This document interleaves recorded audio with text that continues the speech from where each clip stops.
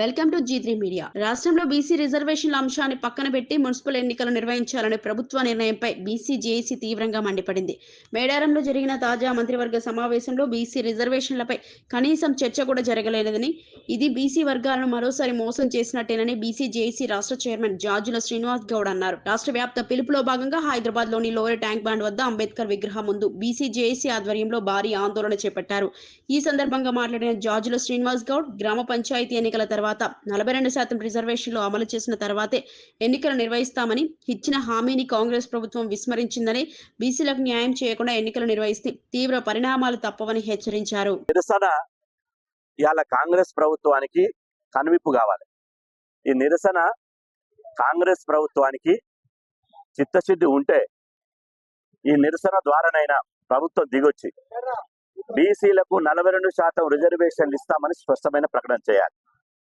లేకపోతే అది నెహ్రూ కాంగ్రెస్ అయినా నేడు రాహుల్ కాంగ్రెస్ అయినా వీళ్ళు ఖచ్చితంగా కుక్కతోక వంకర అన్నట్టు ఈ కాంగ్రెస్ అనేది బీసీలకు ద్రోహం చేస్తుంది, బీసీలను మోసం చేస్తుంది, బీసీలను దగా చేస్తుంది అని చెప్పి ఇవాళ బీసీ సమాజం నమ్మేటువంటి పరిస్థితి వచ్చింది. ఈ రోజు మేము అడుగుతున్నాం, గ్రామ పంచాయతీ ఎన్నికలు పెట్టిన సందర్భంగా మాకు కేంద్రం నుంచి నిధులు రాలేదు, అదేవిధంగా కోర్టు మా మెడ మీద కత్తి పెట్టిందని సన్నాయి నొక్కింది. మరి మున్సిపల్ ఎన్నికలకు ఏ కోర్టు తీర్పులు ఉన్నాయి? మున్సిపల్ ఎన్నికలకు ఏ కేంద్ర నిధులు ఉన్నాయి? 42% రిజర్వేషన్లు పెంచకుండా మిమ్మల్ని మున్సిపల్ ఎన్నికలు పెట్టమని ఎవరు డిమాండ్ చేశాడు?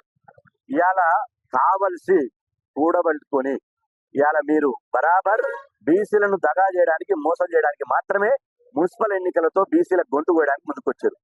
నిన్న మేడారంలో కేబినెట్ సమావేశం జరిగింది. కేబినెట్ సమావేశం జరిగిన సందర్భంగా రేవంత్ రెడ్డి గారు మాట్లాడుతూ, చరిత్రలో ఒక బహుజన దేవతల వద్ద, వన దేవతల వద్ద ఎప్పుడు కూడా కేబినెట్ సమావేశం జరగలేదు అన్నాడు. నేను అంటున్నా, మేడారంలో జరిగినటువంటి కేబినెట్ సమావేశం వల్ల బీసీ, ఎస్సీ, ఎస్టీ, మైనార్టీ సమాజానికి ఏమైనా ఉపయోగం జరిగిందా? బహుజన దేవతల దగ్గర కేబినెట్ సమావేశం పెట్టి బహుజనుల మేలు గురించి ఒక్క నిర్ణయమైన కేబినెట్ తీసుకున్నదా? తీసుకోలే. కనీసం మేము బీసీలకు చట్టబద్ధంగా, రాజ్యాంగబద్ధంగా 42% రిజర్వేషన్లు ఇవ్వలేకపోతున్నాం.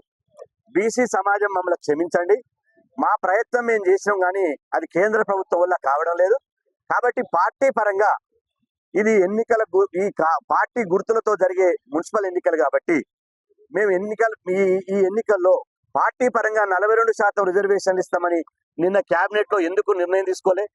బీసీ రిజర్వేషన్లకు జరుగుతున్నటువంటి అన్యాయం మీద కేబినెట్ లో ఎందుకు చర్చించలే? బీసీ మంత్రులు ఎక్కడ పోయారు? మీకు నిజంగా బీసీ మంత్రులు 42% రిజర్వేషన్లు తీసుకురాలేకపోతే రాజీనామా చేయండి. రాజీనామా చేస్తే బీసీ సమాజం మిమ్మల్ని ఇలా హత్తుకుంటది, బీసీ సమాజం మిమ్మల్ని గుండెలో పెట్టుకుంటది.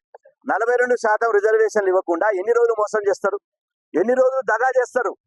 ఇవాళ బీసీలకు మీరు చేసినటువంటి అన్యాయం మూలంగా 52 మంది మున్సిపల్ చైర్మన్లు కావాల్సినటువంటి బీసీలు 38 మందికి పరిమితం అయ్యారు.